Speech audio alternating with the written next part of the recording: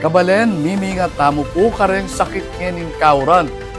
King District Hospital, King Lubao, tuklula king 33 reng maka-admit na pasyente ning dengue ay ni report.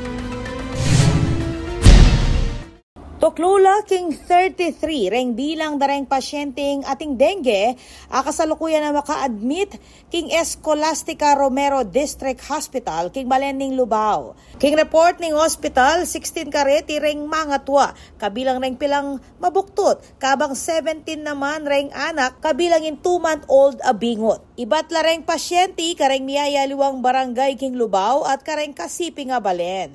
Agpangking management ning District Hospital mitas king halos 50% in kaso ning dengue ngening banwa kumpara inyang milabasan. Personal yang binisita ipampanga Governor Lilian Nanay Pineda bang komustan lareng pasyente at manabot pinansyal asawop kareti paganaka ning gobernador libre ing pamagpaulo kareng pampublikong ospital.